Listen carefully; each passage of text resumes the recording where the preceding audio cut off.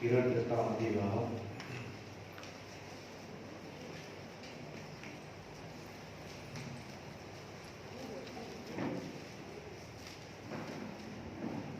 6ஆம் வசனத்தை நான் வாசிக்கிறேன். மத்திய சுவிசேஷம் 28ஆம் அதிகாரம் 6ஆம் வசனத்தை நான் வாசிக்கிறேன். அவர் இங்கே இல்லை, தாம் சொன்னபடியே உயிர்த்தெழுந்தார். ஜெபிப்போம். கிருபையுள்ள பிதாவே, இயேசுவே, இந்த வார்த்தையை இந்த கருத்திலே ஒப்புக் கொடுக்கிறேன். இதை கர்த்தர் தொட்டு ஆசீர்வதித்து எங்களோடு பேசுகிறார். அதனால என் உள்ளத்தில் கொடுத்ததை குறிக்கப்பட்ட நேரத்திலே நான் சொல்ல அந்த கிருபை தருகிறார். இயேசுவின் நாமத்தில் ஆமென். கர்த்தர் மேம்படாதாக நீங்கள் காலையில சீக்கிரமா வந்தீங்க அப்படின்றதுக்காக உங்களுக்கு குடிச்சிட்டு போகும்போது சூட காஃபி தரணும் அப்படின்னு காஃபிக்குலாம் ரெடி பண்ணி கொண்டு வந்துருக்கிறோம். அதனால கொடுக்கலாமா உங்களுக்கு? கொடுக்கலாம். ஒரு பிஸ்கெட் பாக்கெட் காஃபி கொடுக்கலான்னு கருதாமையாக காஃபி ஆயிட்டமாவது. அதனால நாங்கள் கம்ப்ளைண்ட் பண்ணுறாங்க, காஃபி போடும்போது எல்லாரும் என்ன பார்க்குறாங்க, யாரும் அந்த பார்க்காதீங்க. அதுக்கு நம்ம புஸ்தகம் அவர் போடல, யாருக்கும் காஃபி கிடைக்காது.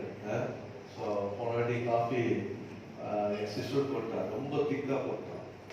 அதில் 3 லிட்டரில் எல்லாமே குடிச்சுருவாங்க. நான் 4 லிட்டர் கொடுத்தேன், எனக்கு காஃபி கிடைக்கல. சர்ச்சு பாஸ்ட்டு காஃபி கிடைக்கல. எப்படி நான் சொல்லிட்டேன்னு சொல்லிட்டேன். எனக்கு ஒரு காஃபி இவ்வளோ தொண்டை கத்தி எல்லாரும் ஜோன் அட்லீஸ்ட் ஒரு காஃபி என்ன கொடுத்துட்டு குடிங்கன்னு சொல்லலாம்ல. எனக்கு காஃபி தரல நீங்கள் அப்படின்ட்டு. அதனால் அந்த ஜாப் இல்லை அப்படி திரும்பி பாலாஜி போயிடுச்சு. அது நாமே ஒன்றாங்க. இந்த உயிர்த்தெழுந்த நாய் நன்று ஒவ்வொருவரையும் பார்த்தது ரொம்ப சந்தோஷமா இருக்கு. எல்லாம் ரொம்ப அழகாக ட்ரெஸ் பண்ணி புது ட்ரெஸ் போட்டிருக்கீங்க. ஒரு சிலர் பழைய ட்ரெஸ்ஸே புதுசாக போட்டிருக்கீங்க என்ன மாதிரி. அதனால் நமக்குள்ள ஆண்டு உயிர்த்தெழுந்த ஆண்டு இருக்கிறேன். நல்ல அது நான் பயனதாக இருந்தாலும் வந்த ஒவ்வொருவரையும் கர்த்தர் ஆசீர்வதிப்பாராக. ரொம்ப சந்தோஷம். கர்த்தர் நமக்கு உயிர்த்தெழுந்தார். இந்த நாளிலே கூட அவருடைய வசனத்தினுடைய செய்தியின் தலைப்பாக ஆங்கிலத்தில் பண்ண He is risen. அவர் நாம் சொன்னபடியே உயிர்த்தெழுந்தார். கர்த்தருடைய நாமத்துக்கு 7 காரியங்களை கர்த்தருக்கு இந்த பகுதியிலே கற்றுக் கொடுத்தார். இந்த மத்திய எழுதின சுவிசேஷம் 8ஆம் அதிகாரத்தை எங்கள் வீட்டில் 1லிருந்து எங்கள் வீட்டிலே இந்த 1லிருந்து 11 வசனம் வரைக்கும் நீங்கள் வீட்டிலே வாசிக்கணும். இங்கே 7 காரியங்கள் காணப்படும். 7 காரியங்கள் ஒவ்வொன்றாக அதை நான் விவேகினேன். இதில் கர்த்தருடைய வார்த்தை நமக்கு அடங்கிய செய்தி அடங்கியிருக்குது. அதை நான் முதலாவதாக அவர் உயிர்த்தெழுந்தார். அவர் நாம் சொன்னபடியே இயேசு உயிர்த்தெழுந்தார். பக்கத்தில் வாசல் இயேசு உயிர்த்தெழுந்தார். அல்லேலூயா. கர்த்தர் உயிர்த்தெழுந்தார். நாமத்துக்கு மகிமை. முதலாவதாக இந்த உயிர்த்தெழுந்த சங்கதியை நீங்கள் வாசிக்கலாம். 1ஆம் சங்கதியாக சொல்லுவது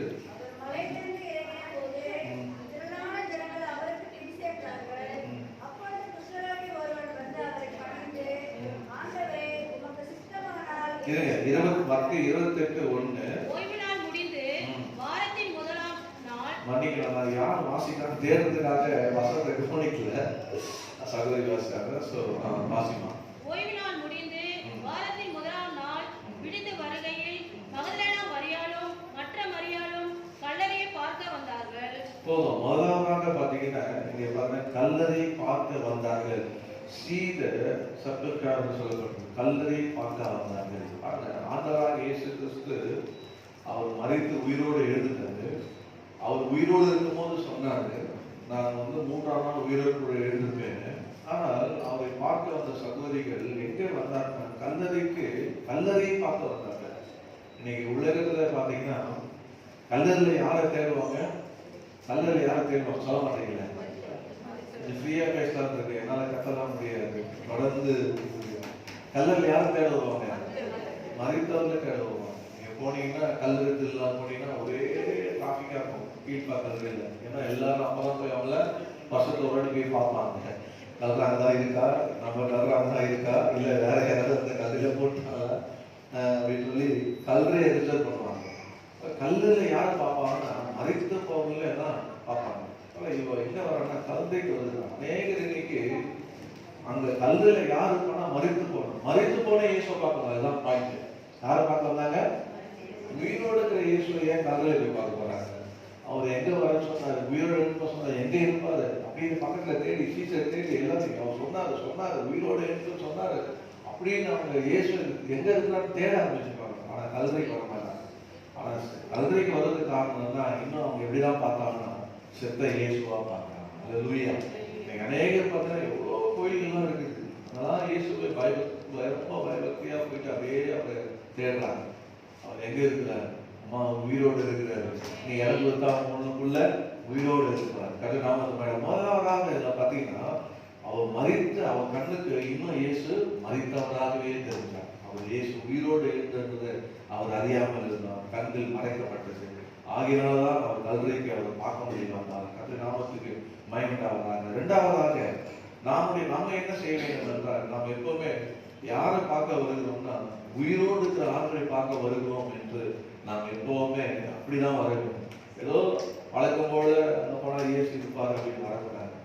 நமக்குள்ள இந்த உயிர் தந்த இயேசு இருப்பாரானா நாம் யாரை பார்க்க வருகிறோம்னா உயிரோடு இருக்கிற இயேசு பார்க்க வருகிறோம். முதலாவதாக அவர் கல்லறையை பார்க்க வந்தார். இரண்டாவதாக அதே அதிகாரத்தில் நீங்க பார்த்தீங்கன்னா அடுத்த வருஷத்துல நீங்க அப்பொழுது பூமி மிகவும் அதிரும்படி கர்த்தருடைய தூதன் வானத்திலிருந்து இறங்கி வந்து வாசலில் இருந்த கல்லறையை புரட்டி தள்ளி அதன் மேல் உட்கார்ந்தான்.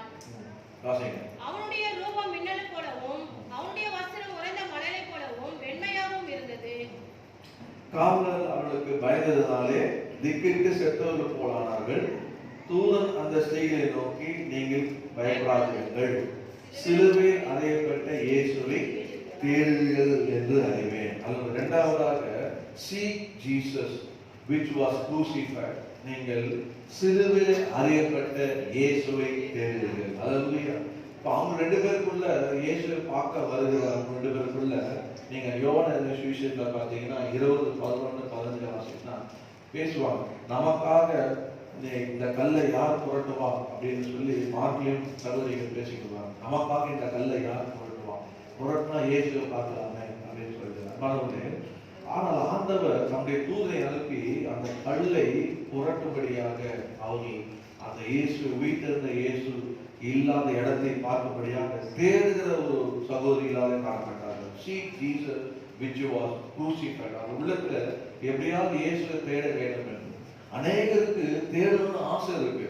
எப்படியாவது ஒரு வாரம் கூட தவறாத ஆலயத்துக்கு போகணும்னு ஆசை இருக்கு. ஆனா தடையா ஒரு கல் இருக்கு. அந்த கல் என்னன்னு தெரியல. உங்களுக்கு தான் தெரியும். நான் சொல்ல பாஸ்ட் ஈஸ்ட் அன்னைக்கு என்ன சொல்லிட்டா பத்தியா நீ போன் பண்ணி சொல்லிட்டியான்னு நான் அதை சொல்லல. ஆனா ஒரு கல்லு தடையா இருக்கு. இயேசுவை தேடுற உங்களுக்கு தேட முடியாத அந்த கல்லு தடையா இருக்கு. அந்த கல்லை புரட்டுற தூதனா இருக்கிறாரா? பயப்படாத, நான் இருக்கிற ட்ரா பண்ண போற சொல்றாரா? இல்ல நம்ம ஆலயத்துக்கு போக்கு எந்த தடையும் இல்லைன்னு ஒரு தூதனா நம்மளை வச்சிருக்காரா? இல்ல நம்மள ஒரு கல்லை எடுத்து போடாம ஒரு கல்லு தடையா இருக்கிறாங்க. பாருங்க, இப்போ நம்முடைய வாழ்க்கையில இயேசுவை பார்க்கணும் தேடணும்னு வந்தா அது உள்ளத்துல எப்பயாவது ஆண்டவர் தேடணும். மறைத்திருக்கார் உயிரோடு அவருக்கு அந்த அறிவு வரல, இன்னும் வெளிப்பாடு வரல இன்னும். ஆனா எப்படியாவது இயேசுவை நான் பார்க்க வேண்டும், தேட வேண்டும் என்று வரும்போது கர்த்தர் அவருக்காக ஒரு தூதரை அனுப்பினார். அல்லேலூயா. அநேகருடைய வாழ்க்கையில கூட பாருங்க, நம்ம எப்படி ஆண்டவர் வைத்திருக்கிறார்னா நம்ம ஒவ்வொருவரையும் ஒரு தூதனா தான் வைத்திருக்கிறார். இயேசுவை பார்க்கிறதற்கு, காண்பிக்கிறதற்கு, இல்லை அந்த குடும்பத்துல ஒரு நல்ல காரியங்கள் நடப்பதற்கு கர்த்தர் நம்ம எப்படி தெரிந்து கொண்டார்? ஒரு தூதனாக தெரிந்து கொண்டார். தூதனாக இருப்போமானால் தடையா இருக்கிறதை நம்மை கொண்டு அகற்றுவார். அல்லேலூயா. அவர்கள் காணும்படி கர்த்தர் செய்வார். தேடுகிறவர்களுக்கு எந்த விதத்திலும் சரி நாம் யார் என்றால் ஒரு தூதனை போல் இருக்க வேண்டும். இந்த உயிர்த்தெழுந்த நாள்ல நீங்க எங்கிருந்து போகும்போது நான் மற்றவருடைய வாழ்க்கையில என் மூலமாக நன்மை உண்டாது, நான் காணுவதற்கு அவர் தேடுதல் கிடைப்பதற்கு, அந்த தேடின செய்தி கிடைப்பதற்கு, தேடின காரியம் கிடைப்பதற்கு என்னை கர்த்தர் ஒரு தூதனாக பயன்படுத்தினார் என்று சொல்லுவேன். இந்த உயிர்த்தெழுந்த நாள்ல எத்தனை ஆசைப்படுறீங்க வாங்கிக்கிறேன். கிறிஸ்துவ வாழ்க்கை என்பது நம்மளுடைய செல்ஃபிஷ் லைஃப் கிடையாது. கிறிஸ்துவ வாழ்க்கை என்பது நம்ம பெற்ற இந்த இன்பம், யான் பெற்ற இன்பம் பெருகை வைன்னு சொல்லி நம்ம பெற்ற இந்த ஆசீர்வாதம், நம்ம பெற்ற இந்த ரட்சிப்பு, நம்ம பெற்ற இந்த நன்மையை பெறாம தடையா இருக்கிற அவர்களுக்கு காண்பிக்கிற ஒரு தூதனாக நீங்க நான் ஒவ்வொரு இருக்க வேண்டும் என்று உயிர் தந்த ஆண்டவராக இயேசு கிறிஸ்து விரும்புகிறார். அல்லேலூயா. நான் ஒரு சாட்சி சொல்லுறாங்கன்னா, ஜெரான் அப்படின்ற ஒரு கைல் பக்கத்தில் ஒர்க் பண்ண ஒரு ஐடி ஸ்டாஃப் அவருடைய வீட்டுக்கு ஒரு திடீர்னு ஒரு நாள் என்னை வீட்டுக்கு கூப்பிட்டாரு. நான் நுகர்வோர் பிரசேஷனில் இருந்தாலும் வீடு அவர் எதிரில் இருந்தது. அவர் வீட்டுக்கு போகும்போது அவங்க அப்பா அம்மா 2 பேரும் உட்காந்துருந்தாங்க. அப்போ அவங்கள பற்றி எப்படி இருக்கீங்கன்னு விசாரிக்கும் போது சொன்னாங்க, இவன் பொண்ணு கொடுக்க மாட்டான், கல்யாணமே ஆகணும். நான் கேட்டேன், ஏன்? பிஇ படிச்சிருக்கிறாரு. ஏன்னா நான் படிக்கல, பிஇ படிச்சிருக்கிறாரு, நல்லா ஐடி கம்பெனியில் ஒர்க் பண்ணுறாரு. இல்லை, சேலரி ரொம்ப கம்மியாக 6,000 தான், அவருக்கு ஏற்ற வேலை இல்லை, பிஇ படித்த வேலை இல்லை, அது அவங்களுக்கே தெரியும் அவர் என்ன பண்ணுறாரு, அவர் ஆடிட்டிங் மாதிரி எல்லாம் பண்ணிட்டு இருக்காரு. அப்படிங்களா, சரி ஓகே பரவாயில்ல, ஜாப் பண்ணலாம், கரெக்டாக செய்யலாம். ஜாப் பண்ணிட்டு வந்துட்டேன். எங்கள் ஆஃபீஸில் ஒரு ஆப்பர்ச்சுனிட்டி வந்துச்சு, புதுசாக ஒரு ஹெல்ப் டெஸ்க்கு தயாரிச்சார். அது பிஇ படித்த பசங்களாக வேணும். உடனே அவங்க ஃபோன் பண்ணி ஒரு ரிசல்ட் கொடுத்து சொல்லி எங்கள் ஜிஎம்ல பேர் கொடுத்தேன். நான் அவங்களால உள்ள சேர்க்குறியான்னு கிறிஸ்தவத்தில் அவர் ஐயங்கிறது. நான் அவங்களால உள்ள சேர்க்குறேன் சார், குவாலிஃபைடாக தான் எடுங்க, இன்டர்வியூ பண்ணுங்க, அதெல்லாம் அது மாதிரி நோக்கெல்லாம் இல்லை அப்படின்னு. பார்த்த உடனே அவர் இன்டர்வியூ பண்ணாரு, அவருக்கு ரொம்ப பிடிச்சிச்சு. உடனே அப்பாயின்மெண்ட் ஆஃபீஸில் வேலை கிடைச்சிச்சு.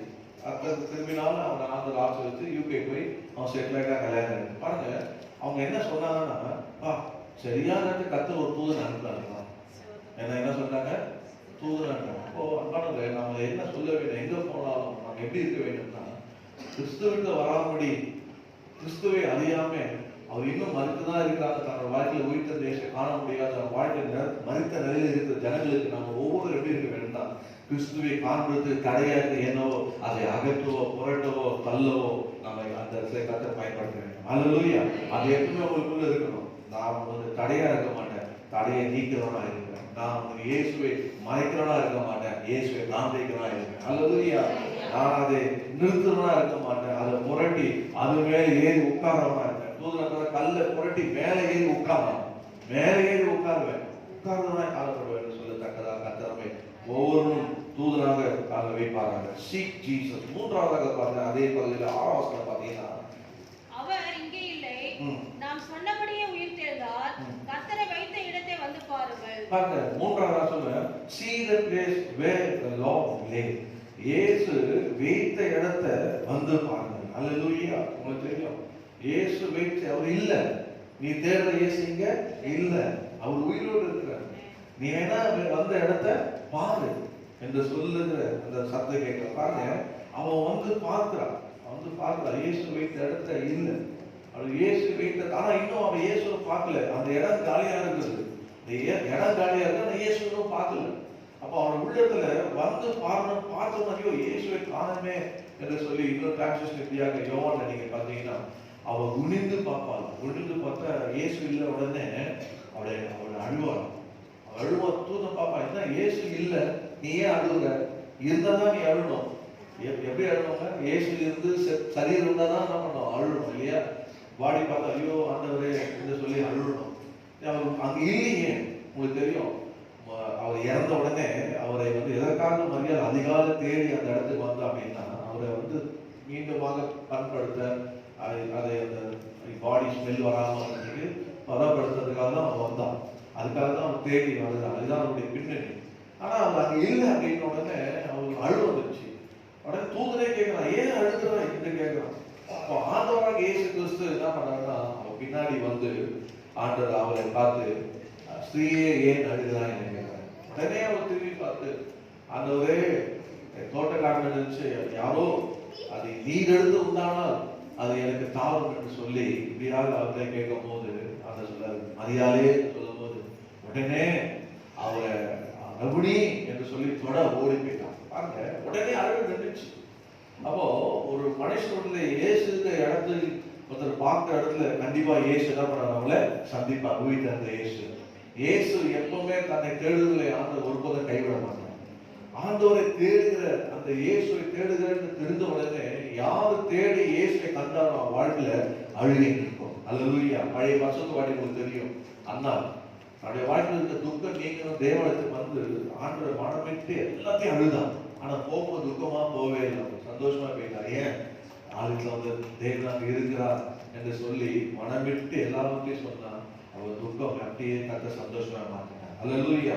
இப்போ ஆண்டவருடைய தேடுதல் வருகிற இன்னைக்கும் எப்படி வராங்கன்னா, எப்பவுமே அழுதுகிட்டே இருக்கிற கூட்டம், எப்போ பார்த்தாலும் அழுதுகிட்டே இருக்கு. அழுதுக்கலாம், நல்லதுதான். கண்ணீரோட விதைக்கிறவன் அந்த ஜெபத்துல கண்ணீர் விடலாம்.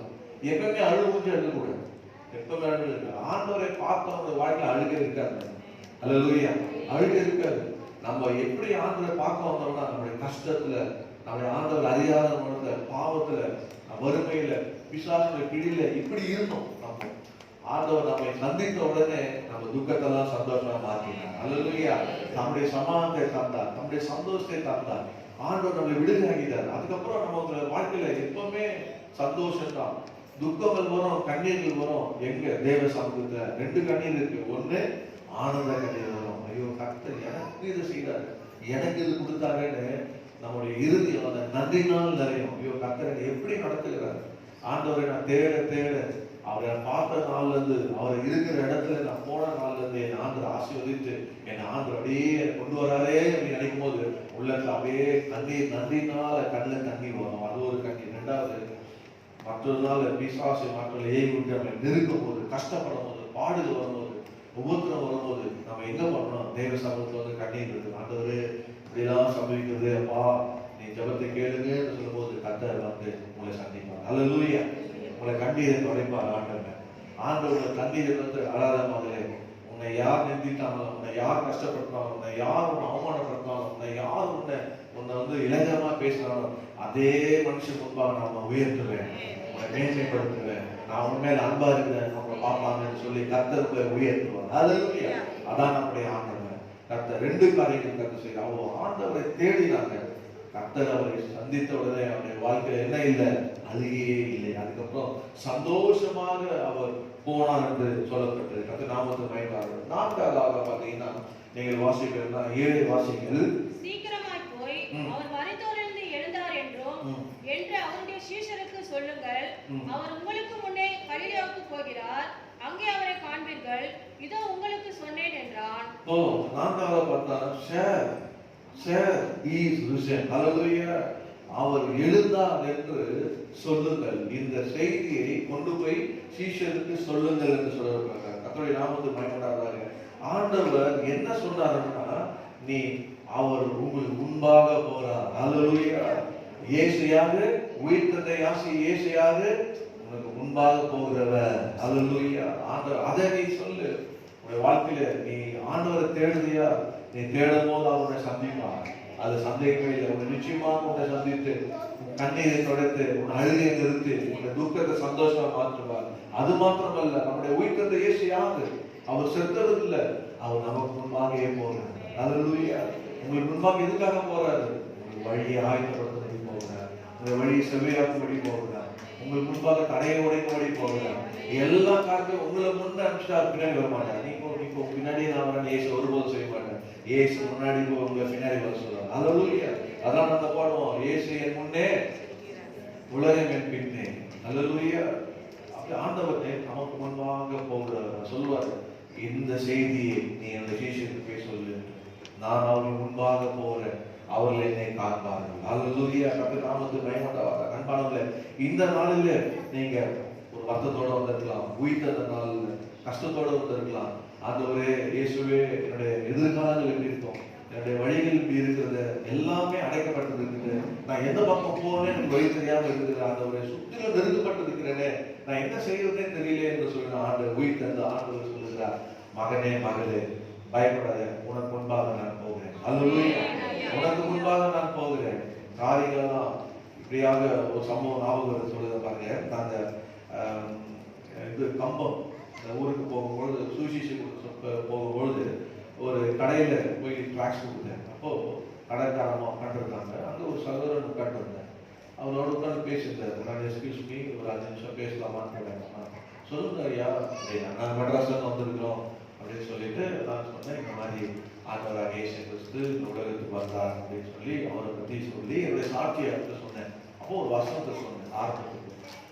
அவர் சூழல் ஏசையார் சொல்றது, அவர் சூழலுக்கு அறியாத வழியிலே அவர்களை நடத்துகிறார், அவர்கள் கோணலா இருக்கிறது செவ்வையாக்குகிறார், தாம் சொன்னதை செய்யாமல் அவர் கைவிடாது இருக்கிறார் அப்படின்னு சொல்லி அந்த வசனத்தை சொல்லி அது மையமாக என் வாழ்க்கையில் ஆண்டவரை ஏற்றுக்கொள்ளப்படு என் வழியை தெரியாம நான் சொல்றதை போயிருந்தேன். ஆனால் ஆண்டவரை நான் தெரிஞ்ச முன்னே மெய்யான வழி என்னை வழி காமிச்சு என் கையை பிடித்து இப்படியாக ஆசீர்வதித்தாரு சொல்ல சொல்ல ஆரம்பிக்கும் போது ஒரு தலை பார்த்தா தானாடி இருந்தது. யார் அப்படின்னு பார்த்தா அவரு அந்த கரகாரோட பேசியிருந்த உள்ள உட்காந்துருந்த ஒரு சகோதரன் அந்த அம்மாவோட பேசுறேன். அப்படியே திரும்பி நான் சொல்றதை கேட்கிறேன். நான் முகத்தை பார்த்தேன், இருளா இருந்தது. நான் சாட்சி சொல்ல, வசனத்தை சொல்ல சொல்ல, இயேசுவை பேச பேச அவன் முகத்துல அப்படியே ஒளி வந்தது. நான் முடிக்கவே இல்லை, உடனே சீட்டு விட்டு எழுதுக்கு ஐயா இருங்க, நான் என் மனைவி என் பிள்ளைகளை கூப்பிட்டு வரேன், அவங்களுக்கு சேர்த்து சொல்லுங்க. ஓடுறாரு, இருங்க ஓடுறாரு. கடைக்காரன் என்னமா இல்லை, அவர் கூப்பிட்டு விடுறாரு. கடைக்காரோட கூப்பிட்டு வந்து சொன்னாரு, கவலையோடு இருந்தாங்க, வழியே தெரியல, என்னென்னமே தேடி பார்த்துட்டேன், ஒன்றுமே நடக்கல, என்ன பண்றேன்னு என் துக்கத்தை சொல்றதுக்காக வந்தேன். அப்போதான் நீங்க வந்தீங்க சொன்னீங்க. எனக்கு இப்போ கேட்க கேட்க என் முகம் பிரகாசமாயிடுச்சு, எனக்கு சந்தோஷம் வந்துச்சு, நம்பிக்கை வந்துச்சு, எனக்கு பயம் இல்லை. இயேசு ஒருத்தர் எனக்கு முன்பாக போவாரா, எல்லா காரியத்தையும் எனக்காக செய்வாரா அப்படின்னு சொல்லும்போது கரெக்டா பாஸ்டர் வந்தேன். பாஸ்டர் இதோ பார்த்துங்க, நான் அப்படியே ஹேண்டில் பண்ணிட்டேன், ஜெபம் பண்ணி ரட்சிக்கப்பட்டு சபையில சேர்க்க மாட்டார். அல்லேலூயா. நம்முடைய ஆண்டவர் நம்ம அப்படிதான் சேர்த்தாரு. நம்ம எப்படி இருக்கும், ஆண்டவர் அதே இருக்கக்கூடிய நம்முடைய வாழ்க்கையில எதுவுமே இல்லாம, நம்முடைய வாழ்க்கையில வழி தெரியாம அப்படியே இருந்தோம். ஆனா எப்போ ஆண்டவராக இயேசு கிறிஸ்து உயிர் தந்து நம்மிடத்துல வந்தவரும், ஆண்டவர் நம்முடைய வழிகளை தான் ஆண்டவர் என்ன பண்ணாரு, நம்ம முன்பாக போன இந்த போன எல்லா போனதை செவ்வியாக்கி இன்ன வரைக்கும் நம்ம நடத்தி கொண்டு இருக்கிறார். இந்த நற்செய்தி தான் நாம் மற்றவர்களுக்கு சொல்ல வேண்டும். அல்லேலூயா.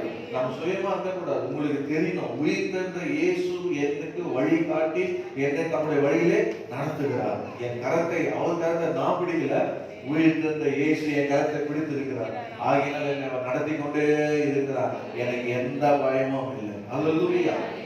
இப்பவே வந்து நம்ம வீட்டுல இருந்து இயேசு இந்த நாள்ல உட்கார்ந்துட்டு நம்ம இப்போ இந்த வயசாவது, இந்த இத்தனை வயசுல இப்படி இருப்போம், இத்தனை வயசுல இப்படி இருப்போம் அப்படிலாம் உலகத்தான் பேசுவான். நம்ம அப்படி பேசவே கூடாது. சில வீட்டுல தான் பேசுவாங்க, இப்ப இந்த வயசுல இருக்குமா, இன்னொரு வயசு இந்த வயசுல இப்படி இருப்போம், அப்புறம் நம்ம யார் செய்வா, எப்படி செய்வா, அப்புறம் நமக்கு கதைக்கு போனாங்க, அதை பத்தி எல்லாம் பேசுவாங்க. அதெல்லாம் பேசக்கூடாது.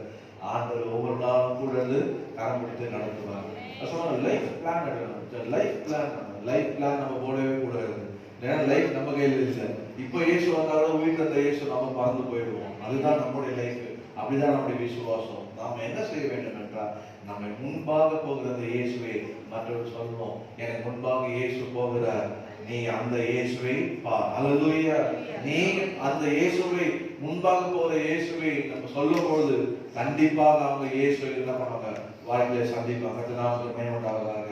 ஐந்தாவதாக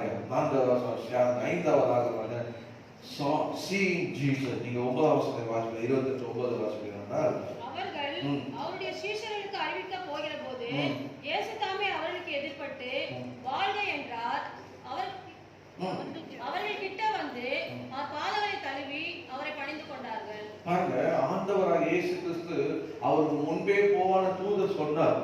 அவங்க அப்படியாக விசுவாசித்து ஓடுனாங்க அதை சொல்றதுக்கு. ஆனால் ஆண்டவராக இயேசு கிறிஸ்து வந்து அந்த மரியாதை அந்த சகோதரிகளை கத்த சந்தித்தாங்க. சந்தித்த உடனே அதை நான் சொன்னேன், seeing Jesus. சந்தித்த உடனே அவரை போயிட்டு போயிட்டாங்க. அன்பானவர்களே, ஆண்டவர் சொன்னார், தொடாதீங்க, என்ன தொடாத, பிதாவிடத்துல போக வேண்டும் என்று. உங்களுக்கு தெரியும், ஆண்டவராக இயேசு கிறிஸ்து உயிர் தந்த உடனே ஆண்டவர் வந்து நேரம் பரமேறி போனார். எதற்காக அப்படின்னா, நம்முடைய ரத்தத்தை, நம்முடைய பரிசுத்த ரத்தத்தை பிதாவுக்கு முன்பாக கொண்டு போயிட்டு அதை காப்பி, ஆண்டவரே இதோ இந்த மீட்புக்காக சிந்து இந்த ரத்தத்தை ஆண்டவர் நித்திய மீட்புக்காக என்று சொல்லி அவன் ஆண்டவர் பிதாவிடத்திலே சந்திக்க வேண்டும். ஆனால் இவள் அழுகிறதும் இவள் தேடுகிறதும் ஆண்டவர் கேட்ட உடனே அவரால் போக முடியல. போன ஒரு பாதியிலே தான் பண்ணாரு, திரும்பி வந்து அவளை சந்தித்தார். சந்தித்து அப்பதான் அவர் தொட வரும்போது, என்ன தொடாது, நான் பிதாவுக்கு போக வேண்டும் என்று சொல்லி தொட வேண்டும் சொன்னார். ஆண்டவர் எவ்வளவு அன்புள்ள இருக்காங்க. ஒருத்தர் உண்மையாக அவரை தேடப்படுது. கர்த்தரை ஆண்டவர் தேடுறவர்களுக்கு கண்டறிவார். அல்லேலூயா. அவர் கண்டறியத்தக்க சமயத்தில் அவரை தேடுங்கள், அப்போது அவர் உங்களுக்கு கண்டறிவார் சொல்லப்படுறது. தேடுகிறவனுக்கு கண்டறியப்படுவார். ஆண்டவரை தேடும் பொழுது ஆண்டவர் பிஸியாக ஒருபோதும் சொல்லவே மாட்டாங்க. எலியா கிண்டல் பண்ணுவான், நல்லா கூடுங்க, நல்லா தொட்ட அடிங்க, கூடுங்க, அக்கினி வரட்டும், கூடுங்க. காலில் இருந்து சேனல் வரைக்கும் கூடுவாங்க, எதுவுமே வரல. ஆனா இவன் சொல்லுவான், கர்த்தரே தேவன் என்று ஆர்ப்பரிப்பது சொல்லி அவன் எலியா ஜெபம் பண்ண உடனே வானத்திலிருந்து அக்கினி வந்து செப்பலிட்டது. அல்லேலூயா. ஜனங்கள் பார்த்து கர்த்தரே கர்த்தருக்கே தேவன் அவரு. இப்போது அந்த பலிபீடத்தை வந்து செப்பலிடுவேன் சொல்லி சொன்ன அடுத்த நிமிஷமே தண்ணியெல்லாம் நக்கி போட்டு அது அந்த பலியெல்லாம் பற்றிட்டு போட்டது. காலையில இருந்து சாயங்காலம் வரைக்கும் கூப்பிட்டாங்க. ஆண்டவர் எலியாவுடைய வார்த்தை கேட்டு உடனே நாம் தேவனுக்கு நிரூபித்தார் போல கர்த்தரை தேடும் போது ஆண்டவர் ஒருபோதும் அந்த அமைதியா இருக்கிறார். சில சொல்றாங்க கர்த்தரை எவ்வளவு கூப்பிடுறாங்க கேட்காம இருக்கிறாங்க. கர்த்தர் கேட்காது இருப்பாரா? அல்லேலூயா. எல்லாத்தையும் கேட்டுக்கொண்டே தான் இருக்கிறார். ஆமா, கர்த்தருக்கு பயந்தவர் ஒருவர் பேசிக்கொள்வார், அதை கர்த்தர் கவனித்து கேட்பார். அதனால சாதாரண கர்த்தரை பத்தி பேசினா வந்துருவாரு. அவரே சொல்லியிருக்காரு, என் நாமத்துல எங்க 2 அல்லது 3 பேர் கூடுதல் அந்த நடுவுல இருப்பேன். ஏசு நீங்க 2 பேர் சேர்ந்து பேசுறீங்கன்னா அந்த 3ஆவது வந்து நின்று வராங்க. அதை கவனிப்பாரு, கவனிச்சு கேட்கலாம், என்ன சொல்றீங்கன்னு கேட்கலாம். அல்லேலூயா. அவருடைய வாழ்க்கையில நான் சொல்ல வந்தது, அவன் இயேசுவை அவன் வந்து பார்த்தான். பார்த்த ஆண்டவர் பார்க்கணும் என்று சொல்லி அவன் அழுத, நீ பார்ப்ப, நீ இயேசுவை பார்ப்பேன்னு தூது சொல்லி அனுப்புறான். நீ அங்கே அவரை பார்ப்பேன்னு அவ இயேசு வழியில போய் அவரை சந்தித்து ஆண்டவரை பார்க்கக்கூடிய கர்த்தருக்கு செய்தார். அல்லேலூயா. அவ பார்த்ததுனால நீங்க பாத்தீங்கன்னா 20 யோவான் 20:16 வாசிங்க. அதை மார்க் 16:9 மரியாளே என்றார். அவள் திரும்பி பார்த்து ரபுனி என்றாள். அதற்கு போதகரே என்று அர்த்தமா? பாருங்க, அவள் பார்த்த உடனே எப்படி போனான் அப்படின்னு பாத்தீங்கன்னா ரொம்ப சந்தோஷமாக அவள் சீசரிடத்திலே போனான்னு சொல்லப்பட்டிருக்கு. கர்த்தர் நாமத்துக்கு மகிமையாக. நீங்க 18ஆம் வசனம் பாத்தீங்கன்னா மகன் மரியாள் போய் தான் கர்த்தரை கண்டதையும் அவர் தன்னுடனே சொன்னவைகளையும் சீசருக்கு அறிவித்தார். அல்லேலூயா. ரொம்ப மகிழ்ச்சியோடு சந்தோஷத்தோடு அவ ஆண்டவரை பார்த்த உடனே அவ புறப்பட்டு போனான் என்று வேதம் சொல்லி. கர்த்தர் நாமத்துக்கு மகிமையாக. 5ஆவதாக 6ஆவதாக நான் சொல்லுகிறேன், நேரத்தோடு நான் முடிப்பேன் சொல்லி நான் எக்ஸ்பிரஸா போயிட்டு இருக்கேன். 6ஆவதாக பார்த்தேன், நீங்க வாசிப்பீங்கன்னா 10ஆம் வசனத்தை வாசிங்க. அப்பொழுது இயேசு அவர்களை நோக்கி, பயப்படாதிருங்கள், நீங்கள் போய் என் சகோதரர் கலிலேயாவுக்கு போகும்படி அவருக்கு சொல்லுங்கள், அங்கே அவர்கள் என்னை காண்பார்கள் என்றார். அங்கே அவர்கள் என்னை காண்பார்கள். அல்லேலூயா. அங்கே அவர்கள் என்னை காண்பார்கள் என்று கர்த்தர் அவர்கள் சொன்னார். கர்த்தர் நாமத்துக்கு மகிமையாக. தம்முடைய அவர் சகோதரிகள் பார்த்த மாத்திரத்திலே ஆண்டவர் சொல்லி அனுப்புறது, சீஷர்ல போய் நீ சொல்லுமா, அவர்கள் என்னை பார்ப்பார்கள் என்று கர்த்தர் சொன்னார். கர்த்தர் நாமத்துக்கு மகிமையாக. ஆண்டவர் சொன்ன பிரகாரமாகவே அவர்கள் போய் சீஷருக்கு அறிவிக்கும் போது அதுல ஒருத்தர் சந்தேகப்பட்டான். யாருன்னா தோமா சந்தேகப்படும் போது ஆண்டவர் சொன்னார், நேரில் அதனால வசனம் சொல்ல, ஆண்டவர் உயிர் தந்த பிறகு சகோதரிகள் எல்லாம் எல்லாரும் இருந்த போது சீஷர் இருக்கும் போது நான் பிரவேசிக்கும் போது உங்களுக்கு சமாதானம் என்று சொன்னார். ஆண்டு தம்மை காண்பித்தார், பேசினார். அதன் பின்பு 8 நாள் கழிச்சு தோமா வந்தோடனே கேட்கணும்னா தோமா சொல்றாரு, நான் அவரை பார்த்து என் கையை அவருடைய கையில போட்டு அவருடைய வளர என் கையை வைத்தப்பதான் நான் நம்புவேன் என்று சொல்லும் போது 8 நாள் கழித்து இயேசு அந்த வீட்டிலே பிரவேசித்து உங்களுக்கு சமாதானம் என்று சொன்னார். அப்போது தோமாவை கூப்பிட்டு கையை போடு, வளரல் போடு என்று சொல்லி ஆண்டவர் சொன்னார், நீ விசுவாசம் கண்டு விசுவாசம் இல்ல, காணாத விசுவாசே பாக்கியவர்கள் சொல்லி கர்த்தர் இப்படியாக தம்மை வெளிப்படுத்தினார். அதே போல எம்மாவுடைய சீஷர்கள் கூட தம்முடைய வாழ்க்கையில அவர் 2 பேரும் இப்படி அவர் ரட்சிப்பாரு என்று சொல்லி, ஆனா அவங்க சிலர் நம்ம கூட்டத்துல சில சகோதரிகள் அவரை கண்டாம் என்று சொன்னார்களே, அவரை சொல்லி நம்ம பிரமிக்கிறார்களே என்று சொல்லி பேசிக் கொண்டிருக்கும் போது இயேசு அவர் நடுவே போய் அவர்களுடைய வேத வசனத்தான் விலகி காண்பித்து ஆண்டவருக்கு அப்பத்தை பிட்டு கொடுக்கும் போது கண்ணில் திறக்கப்பட்டு இயேசுவை கண்டார்கள். அல்லேலூயா. வாழ்க்கையில குழப்பமான நிலையில இருந்தாங்க.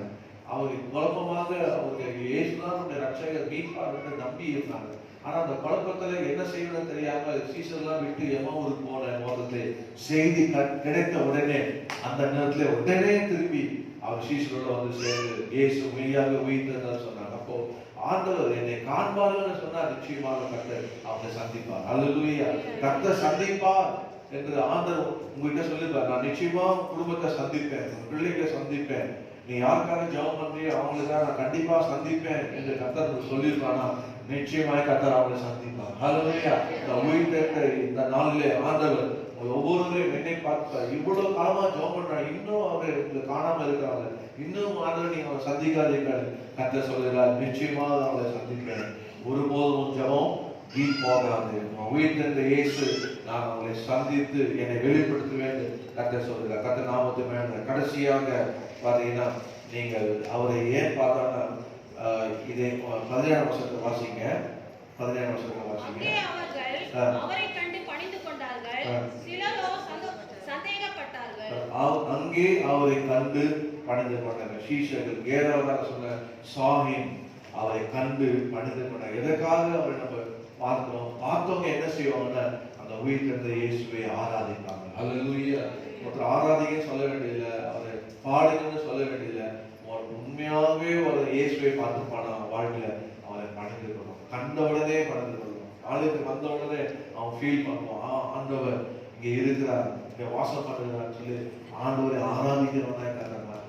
அவன் ஆராதிக்க மாத்திரமல்ல, வீட்டுல பாத்தீங்கன்னா அவன் ஜெப நேரத்துல இயேசுவை மழங்கால் கேட்டு அவர் ஆராதித்து கொண்டிருப்பான். அல்லேலூயா. ஆராதி ஜெபம் பண்ணுன்னு ஒரு சொல்ல வேண்டியதே இல்லை, அவனா தானாக எழுதும். ஏன்? உயிர்த்தெழுந்த இயேசுவை அவன் கண்டிருக்கிறான். அல்லேலூயா. உயிர்த்தெழுந்த இயேசுவை காணாத வாழ்க்கையில ஆண்டவரை ஆராதிக்கவே முடியாது. ஆண்டவரை ஆராதிக்கவே முடியாது. ஆண்டவரை தொழுது கொள்வதுதான் ரட்சிக்கப்படுவார்கள். ஆண்டவரை ஆராதித்து தொழுதுதான் ஆண்டவர் ஆசீர்வதித்து சம்பத ஐஸ்வர்ய தம்பர ரோமன் சொல்லப்பட்டிருக்கு. யாருடைய வாழ்க்கையில ஆண்டவரை ஆராதிக்க தொடங்குகிறானோ, ஆண்டவரை தொழுது கொள்கிறானோ, நம்முடைய வாழ்க்கை எப்படி இருக்குமா? ஆசீர்வாதமா இருக்குமா? கர்த்தர் நாமத்துக்கு மகிமை உண்டாகுங்க. ஒரு ஆசீர்வாதத்தையும் ஒரு எச்சரிக்கை மாத்திரம் சொல்லி நான் முடிக்கிறேன். நீங்க வேதத்தை பார்த்தீங்கன்னா இந்த நற்செய்தியை உயிர்த்தெழுந்த செய்தியை 7 காரியங்களை சொன்னேன். இயேசு கிறிஸ்து கல்லறையை பார்க்க வந்தவர்கள், இயேசு கிறிஸ்துவை தேடினவர்கள், உயிர்த்தெழுந்த இயேசுவை வைத்த இடத்தை பார்த்தவர்கள், உயிர்த்தெழுந்த இயேசுவை சொல்லபடி போனவர்கள், உயிர்த்தெழுந்த இயேசு வழியிலே முன்பாக போன சந்தித்தவர்கள், இயேசு கிறிஸ்து தன்னுடைய சீஷர்களை சந்திப்பார் என்று சொன்னேன். கடைசியாக இயேசு கிறிஸ்துவை கண்டவர்கள் அவரை பணிந்து கொண்டார்கள். இந்த வார்த்தையிலே பார்த்து எச்சரிக்கையாக ஒரு வார்த்தை சொல்லப்பட்டிருக்கு. நீங்கள் வாசிக்கிறார்னா இதே 28:13 வாசிக்கிறார்னா 28 இத்திரை பண்டிகையில் அவனுடைய சீஷர்கள் ராத்திரியிலே வந்து அவனை களவாய் கொண்டு போய் விட்டார்கள் என்று சொல்லுங்கள் என்று சொல்லி இயேசு கிறிஸ்து காவலாக இருந்த காவலாளர்கள் அந்த தூதர்கள் வந்த அந்த பயத்துல செத்தவர்கள் விழுந்த அதுல ஒரு சிலர் போய் ஆசாரியத்தை சொல்லும் போது அவர்கள் சொல்லுகிற வார்த்தை களவாய் கொண்டு போய்விட்டார் என்று சொல்லுங்கள் என்று சொல்லுகிறார்கள். நீங்கள் ஆண்டவரை என்ன சொல்ல போறீங்க? அவருக்கு உயிர் தழுவதை பற்றி சொல்ல போறீங்களா? இல்லை எதுவுமே சொல்லாத இது போல நீங்க சொல்ல போறீங்களா? நீங்க நம்மளே தீர்மானித்துக் கொள்வோம். உயிர் தழுவதை பத்தி நீங்க சொல்லும் போது, நீங்க அவரை பத்தி பேசும்போது அப்போஸ்தலனாகிய பவுல் கூட சொல்லுவான். நீங்க அப்போஸ்தலர் 3:25-24 பார்த்தா உயிர் தெழுந்த இயேசுவை நம்ம சொல்லும் போது நிச்சயமாக அப்போஸ்தலர் 2:27 பார்த்தா சொல்லுங்கள் என்று சொல்வாரு. அப்போஸ்தலர் 2:24 தேவன் எழுப்பினார் என்று அவர் சொல்லுவார். கர்த்தர் அப்படியாக நாம் சொல்லுவதாய் காணப்பட வேண்டும். இந்த உயிர் தெழுந்த செய்தியை சொல்லுவதாய் காணப்பட வேண்டும். எதற்காக ஆண்டவர் உயிர் தெழுந்தார்? கடைசியாக நீங்க வாசிங்கள் அப்போஸ்தலர் 3:25-26 வாசிக்கிறார்கள். ஆண்டவர் எதற்காக உயிர் தெழுந்தார்? நீங்கள் அந்த தீர்க்கதரிசிகளுக்கு புத்திரராய் இருக்கிறீர்கள். உன் சந்ததியினாலே பூமியில் உள்ள வம்சம் எல்லாம் ஆசீர்வதிக்கப்படும் என்று தேவன் ஆபிரகாமுக்கு சொல்லி நம்முடைய முன்னோர்களோட பண்ணின உடன்படிக்கைக்கு புத்திரராய் இருக்கிறீர்கள். அவர்கள் அடுத்த வசனம் உங்கள் எல்லாரையும் உங்கள் பொல்லாங்குகளில் இருந்து விலக்கி உங்களை ஆசீர்வதிக்கும்படி தேவன் தம்முடைய பிள்ளையாகிய இயேசுவை எழுப்பி முதலாவது உங்களிடத்திற்கே அவர் அனுப்பினார் என்றார். போதும் பாருங்க. இந்த அப்போஸ்தலர் இங்க ஏறக்குறைய 5,000 பேர் ரட்சிக்கப்பட்டார்கள். இங்க அவர் சொல்லுகிற பேர் சொல்லுகிற பாருங்க, அவங்க தேவன் தம்முடைய பிள்ளையாகிய இயேசுவை எழுப்பினார். எதற்காக? ஆண்டவர் முன்னோராகிய நம்ம ஆபிரகாம் கொடுத்த வாக்கு தத்தத்தின்படி நாமெல்லாம் அவருடைய பிள்ளைகளாக இருக்கிறோம். அதனால அவர் உலகம் எல்லாரையும் உங்கள் பொல்லாங்கிலிருந்து விலக்கி உங்களை ஆசீர்வதிக்கும்படி தேவன் தம்முடைய பிள்ளையாகிய இயேசுவை எழுப்பி. அல்லேலூயா. எதற்காக ஆண்டு ஏற்படாரா? நாம ஒவ்வொருவரையும் ஆசீர்வதிக்கும்படி கர்த்தர் தம்முடைய பிள்ளையாகிய இயேசுவை மரித்தொழுந்து எழுப்பினார். இயேசு உயிரோடு எழுந்தால் நீங்க ஆசீர்வதிக்கப்பட்டிருக்கீங்களா? ஆமென். ஆசீர்வதிக்கப்பட்டிருக்கோம். இயேசு இல்லைன்னா இப்படி கூடவே இல்லையே. இயேசு இல்லாம வாழ்க்கையில ஒண்ணுமே இல்லையே. ஆசீர்வாதம்னா என்ன? அவர் கொடுக்கிற சமாதானம், அல்லேலூயா, அவர் கொடுக்கிற சந்தோஷம், அவர் கொடுக்கிற ஆசீர்வாதம், அதோடு வேதனை கூட்ட மாட்டார். அதுதான் ஆண்டவர் நம்மை ஆசீர்வதிக்கிறார். அல்லேலூயா. எல்லாரும் உயிர் தெழுந்த இயேசு யாரு? உயிர் தெழுந்தார். அவர் சொன்னபடியே உயிர் தெழுந்தார். இந்த உயிர் தெழுந்த நாள் ஆண்டவர் உங்களை பார்த்து சொல்லுகிற ஒரு வார்த்தை, மகளே உன்னை நான் ஆசீர்வதிக்கப்படிதான் நான் உயிரோடு இருந்திருக்கிறேன், உன்னை ஆசீர்வதிப்பேன். அல்லேலூயா. நீ செய்ய வேண்டியது இந்த உயிர் தெழுந்த இயேசுவை நீ எப்படி பார்க்க வருகிற? செத்த இயேசு போல பார்க்க வருகிறாயா, உயிரோடு இருக்கிற இயேசுவை பார்க்க வருகிறாயா? நீ காண்கிற இயேசுவை, சிலர் அறியப்பட்ட இயேசுவை, இன்னும் அவரை இருக்கிற இடத்தை பார்க்க வருகிறாயா, இல்ல உயிரோடு இருக்கிற இயேசுவை தேடுகிறாயா? அல்லேலூயா. உயிர்த்தெழுந்த இயேசு சந்தித்த ஒரு வாழ்க்கையில அதை நீ மற்றவர்களுக்கு பகிர்ந்துகிறாயா? உனக்கு முன்பாக போகிற அந்த இயேசுவை மற்றவர்களுக்கு நீ அறிவிப்பாயா? நீ கண்ட இந்த இயேசுவை மற்றவர்கள் காணும்படி நீ ஜெபம் பண்ணுவாயா? நீ கண்ட இந்த இயேசுவை மற்றவர்கள் காணும்படி பிரயாசப்படுவாயா? அல்லேலூயா. தடையாத கல்லை அகற்றுவாயா? காணும்படிக்கு வழி விலக செய்வாயா? கடைசியாக நீ கண்ட இந்த இயேசுவை எப்போதும் மனிதர்கள் நீ அவரை மனித கொள்ள போது, அவர் ஆராதிக்கும் போது அவர் உன்னை ஆசீர்வதிப்பார். இயேசு எழுந்தது உன்னை ஆசீர்வதிக்கும்படி. அல்லேலூயா. நாளில உயிர்த்தெழுந்த இந்த நாளிலே கூட ஆண்டவர் ஒவ்வொருவரையும் அவர் ஆசீர்வதிக்கும்படியாக மத்தியில் வந்திருக்கிறார். எத்தனை விசுவாசிக்கிறீங்க? உயிர்த்தெழுந்த இயேசு உங்க பக்கத்தில் இருக்கிறார். எதற்காக உயிர்த்தெழுந்தார்? உங்களை ஆசீர்வதிக்கும்படியாக, உங்களுக்கு முன்பாக போகும்படியாக, உங்களுடைய ஜெபத்தை கேட்கும்படியாக, உங்களை ஆண்டவர் தாமை வெளிப்படுத்தும்படியாக, உங்க கரத்தை பிடித்து உங்களை நடத்தும்படியாக இயேசு உயிரோடு எழுந்திருக்கிறார். ஹல்லேலூயா. உங்களை நடத்துவார், உங்க பிள்ளைகளை நடத்துவார், கணவரை நடத்துவார், மனைவியை நடத்துவார், பெற்றோரை நடத்துவார். கர்த்தர் நடத்துகிறார். உயிரோடு இருந்து அவர் நடத்துவார். உங்களை ஆசீர்வதிப்பார். உங்களுக்கு எதிர்காலத்தை குறித்து பயப்பட வேண்டியதில்லை, நாளைக்கு குறித்து பயப்பட வேண்டியதில்லை. உயிர்த்தெழுந்த இயேசு உங்களோடு இருக்கிறார். ஹல்லேலூயா. நீங்க இங்கிருந்து போகும்போது சொன்னோம், அவர் சொன்னபடியே உயிர்த்தெழுந்தார், அவர் சொன்னபடியே உயிர்த்தெழுந்தார், அவர் சொன்னபடியே உயிர்த்தெழுந்தார். எதற்காக இயேசு உயிர்த்தெழுந்தவங்களை கேட்பாங்க?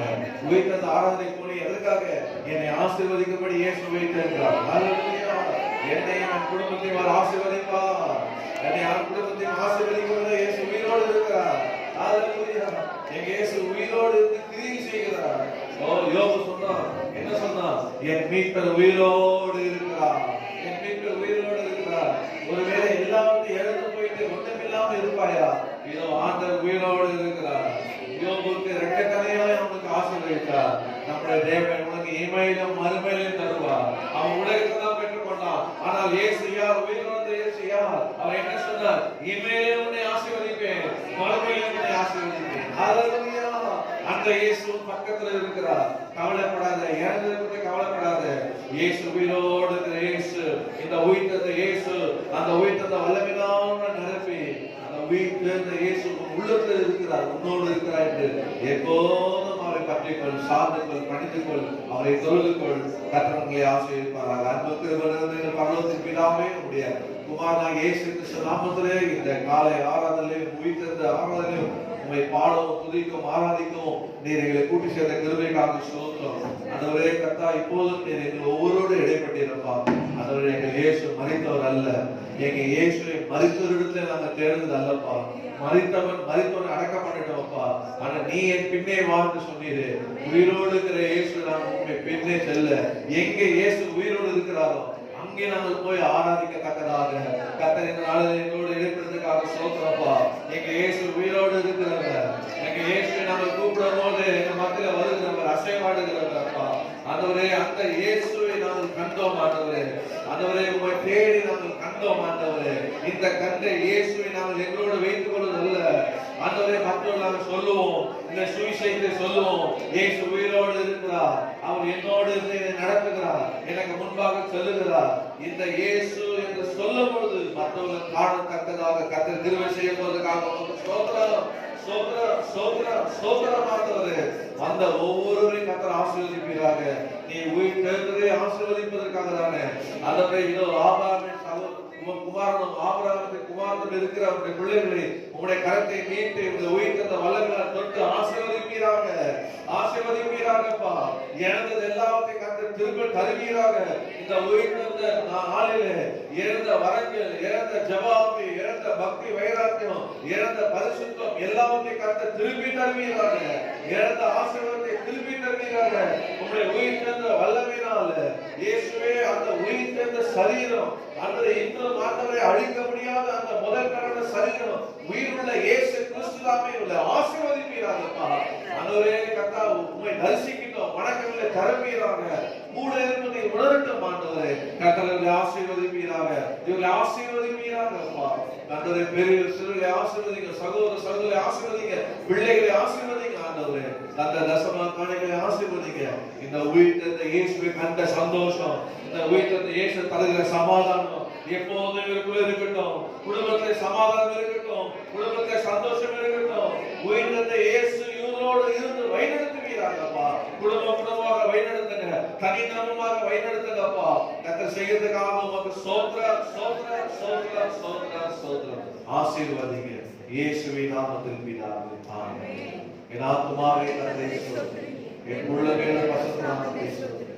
என் ஆத்துமாவே கர்த்தரை ஸ்தோத்திரி, கர்த்தர் செய்த சகல உபகாரங்களையும் பாராட்டுங்கள். ஆமென். நம்முடைய கர்த்தராகிய இயேசு கிறிஸ்துவின் கிருபை, பிதாவாகிய தேவனுடைய அன்பும் பரிசுத்த ஆவியானவருடைய அன்யோன்ய ஐக்கியமும் நம்ம அனைவரோடும் சகல பரிசுத்தரோடும் கர்த்தருடைய வருகை மாத்திரம் இருப்பதாக. ஆமென், ஆமென், ஆமென், ஆமென், ஆமென், ஆமென். அப்படியே உட்காருங்க.